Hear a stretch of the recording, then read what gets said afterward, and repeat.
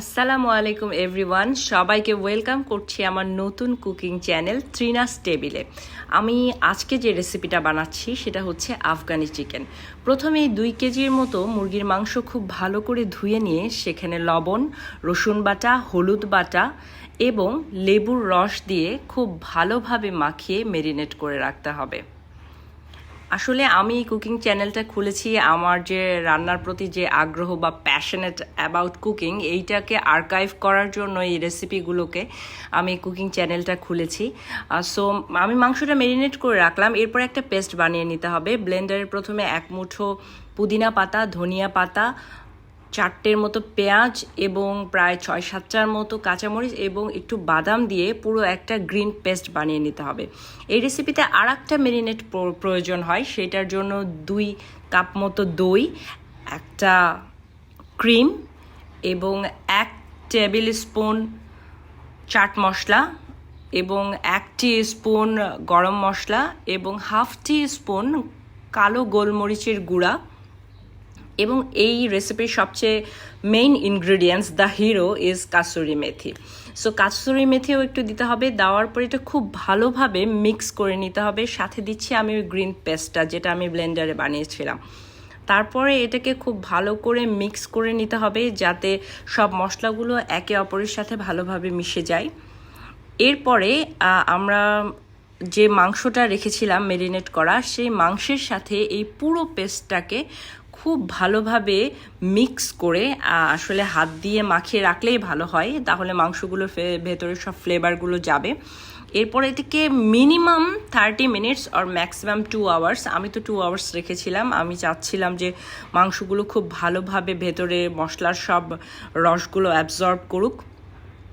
তারপরে এটা মেরিনেট করে রাখলাম। এরপরে যেটা করতে হবে, প্যানে তেল গরম করে মাংসটাকে এপাট এবং ওপাট করে লাল লাল করে ভেজে নিতে হবে। এটা একটু লেন্দি প্রসেস, একটু সময় নিয়ে করতে হয়।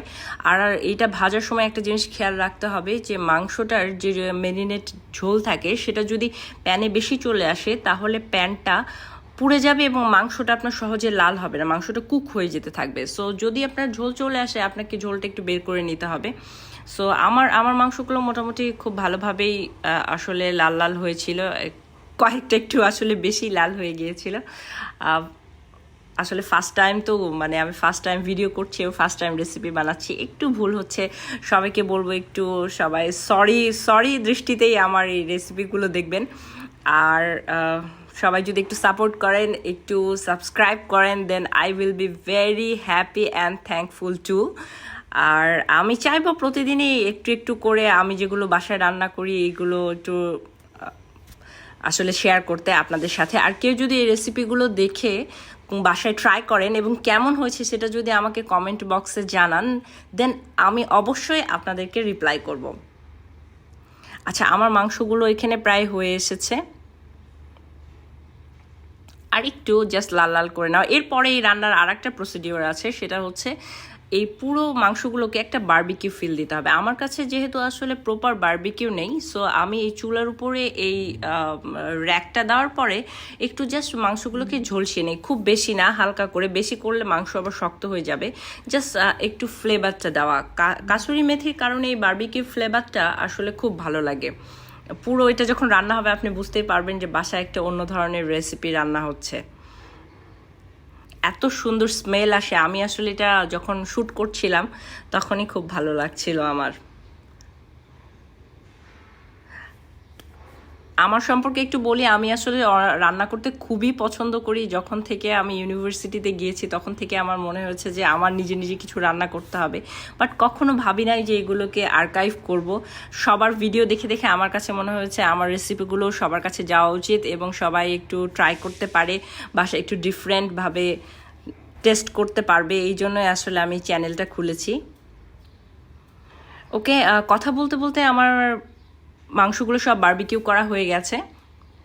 এরপর যেটা করতে হবে, একটা প্যানে বাটার দিয়ে একটু তেল দিতে হবে, কারণ তেল না দিলে বাটারটা পুড়ে যেতে থাকে। এরপরে কিছু গরম মশলা, যেমন হচ্ছে 7-8টার মতো লবঙ্গ, দারুচিনি একটা ছোট টুকরা এবং সাদা এলাচ। এটা দেওয়ার পরে এটাকে একটু জাল করে মশলাটার একটু গন্ধ বের করে নিতে হবে। যখন মশলাটার ভালো গন্ধ বের হবে তখন এখানে ওই যে মেরিনেট করার যে গ্রেভিটা ওটা কিন্তু আমাদের রয়ে যায়, কারণ ওটা অনেক পরিমাণে থাকে। সো গ্রেভিটা আমাকে কড়াই দিয়ে দিতে হবে, এবং কড়াই দেওয়ার পরে ওটাকে খুব ভালোভাবে একটু জাল করার পরে এর মধ্যে বারবিকিউ করা সেই মাংসগুলোকে দিয়ে দিতে হবে।